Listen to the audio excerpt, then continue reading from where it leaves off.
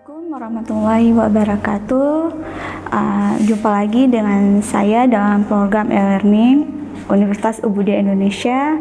Dengan saya dosen pengampu dari Fakultas Ekonomi Prodi Manajemen. Saya Lisnawati SEMM. Mata kuliah hari ini kita akan mempelajari e-learning tentang manajemen pemasaran, di mana tentang bab e-business. Nah, ini yang kita ketahui ya, Asia Internet Usage and Population. Jadi e-business yang ada di Indonesia mencapai, user in Asia itu mencapai 4,1%. Ini Indonesia top 100 site yang paling tinggi di bagian social networking ya, ada 13%. Kemudian ada virus repository 18%.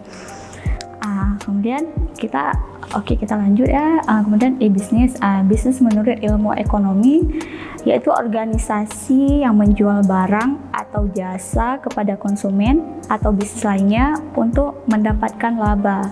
Jadi bisnis secara historis, bisnis ini berasal dari bahasa Inggris yaitu business, dari kata dasar busy yang berarti sibuk dalam konteks individu, komunitas ataupun masyarakat. Dalam artian sibuk, yaitu sibuk mengerjakan aktivitas dan pekerjaan yang memperoleh keuntungan. E-business merupakan suatu istilah yang digunakan untuk memberi nama pada kegiatan bisnis yang dilakukan dengan memanfaatkan teknologi internet untuk memperbaiki cara-cara sebuah organisasi dalam melakukan seluruh proses bisnis. Jadi, dalam proses e-business ini yang paling dibutuhkan yaitu teknologi dari internet. E-business merupakan istilah yang pertama kali diperkenalkan oleh Lou Gerstner, seorang CEO perusahaan IBM, yang sekarang merupakan bentuk kegiatan bisnis yang dilakukan dengan menggunakan teknologi internet, di mana e-business ini memungkinkan suatu perusahaan untuk berhubungan dengan sistem pemrosesan data internal dan eksternal secara lebih efisien dan fleksibel. E-business juga banyak dipakai untuk berhubungan dengan supplier dan mitra bisnis perusahaan, serta memenuhi permintaan dan melayani kepuasan pelanggan secara lebih baik. Sementara itu, e-business ini berkaitan secara menyeluruh dengan proses bisnis termasuk value chain, di mana pembelian secara electronic purchasing, manajemen rantai supply chain management, pemrosesan order elektronik, penanganan dan pelayanan kepada pelanggan, dan kerjasama dengan mitra bisnis. Jadi e-business ini memberi kemungkinan untuk pertukaran data di antara satu perusahaan dengan perusahaan lain, baik melalui web, internet, intranet, extranet, atau kombinasi di antaranya. Jadi e-business ini kombinasi dari 3 kegiatan. Yang pertama, ada proses bisnis internal, di mana bisnis ini ditangani lebih baik, lebih cepat, atau lebih murah dengan teknologi yang lebih tepat. Yang kedua, hubungan pelanggan dan pemasok. Ini dalam bentuk iklan, pemasaran, kontak pelanggan, pemrosesan order, dan penjadwalan pengiriman dapat dikelola dengan perangkat yang tepat. Yang ketiga, di dalam e-business ini ada sub e-business, yaitu ada e-commerce ya, di mana e-commerce ini pemesanan, pengelolaan, menjual produk atau jasa, dan pembayaran dilakukan melalui internet. Dan e-business ini lebih luas dibanding e-commerce karena e-business ini mengorganisir proses bisnis umum menggunakan komputer, perangkat elektronik, dan alat telekomunikasi lainnya. Kemudian mengelola rantai pemasok, selanjutnya mengelola hubungan dengan pelanggan termasuk pemasaran, kemudian mengelola saham produksi, pengadaan kerja, dan pengiriman secara elektronik. Jadi e-business lebih luas dibanding e-commerce. Untuk e-commerce ini akan kita pelajari nanti di pertemuan e-learning selanjutnya. E-business ini lebih luas e-commerce ditujukan untuk meningkatkan daya saing organisasi dengan memanfaatkan teknologi informasi baik dalam lingkup organisasi secara menyeluruh maupun di luar lingkup organisasi. Misalnya hubungan dengan mitra di luar organisasi. Kemudian mencakup seluruh pertukaran informasi secara elektronik baik di dalam organisasi maupun dengan stakeholder eksternal untuk mendukung berbagai proses bisnis. Jadi e-business ini mencakup e-commerce dan proses internal seperti produksi, manajemen persediaan, pengembangan produk, manajemen risiko, manajemen keuangan, manajemen pengetahuan, dan manajemen sumber daya manusia. Seperti dalam gambar ini ya, dari dalam lingkaran ini, e-business lebih luas ya. Kemudian di dalam e-business baru ada e-commerce. Jadi e-commerce bagian dari e-business.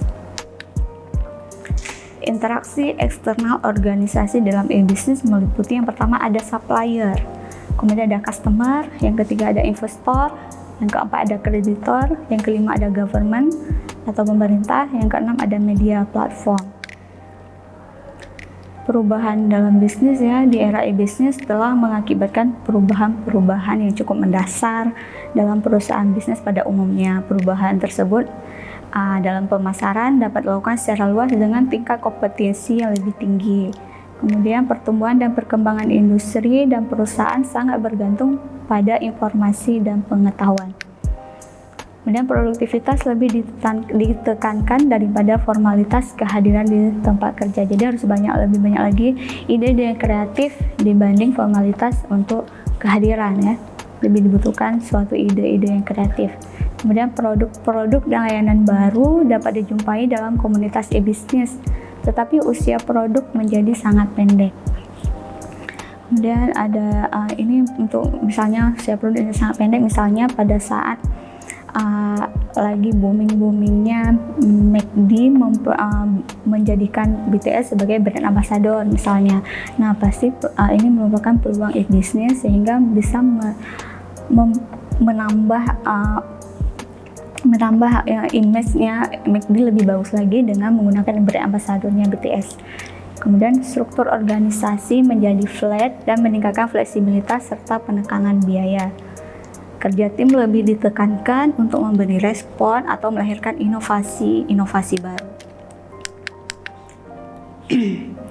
Alasan melakukan e-bisnis yang pertama untuk mengembangkan bisnis global lebih mudah, murah, dan cepat. Dari segi misalnya update katalog, daftar harga, brosur, kemudian mengumpulkan catatan pembayaran itu menjadi lebih mudah, melacak dokumen setiap hari bisa, per minggu juga bisa, per bulan, dan per tahun. Jadi semua sudah ada database-nya.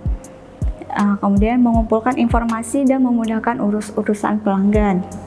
Meluangkan waktu berbicara dengan orang yang tidak pernah menjadi pelanggan, kemudian menghubungi basis pelanggan, mengintegrasikan informasi penjualan dengan database pelanggan.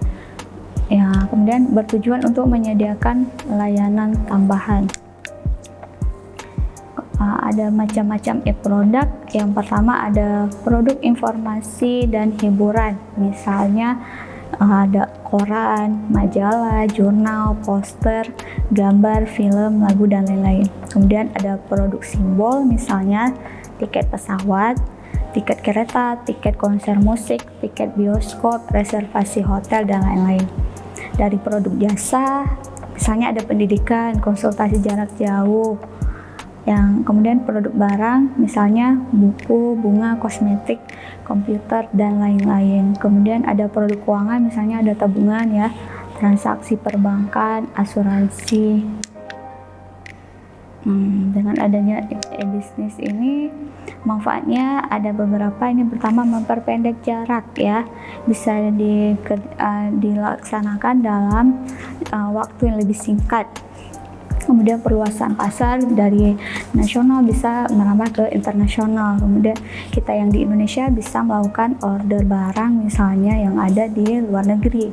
Kemudian perluasan jaringan mitra kerja, biayanya terkendali, efisien, cash flow-nya lebih terjamin.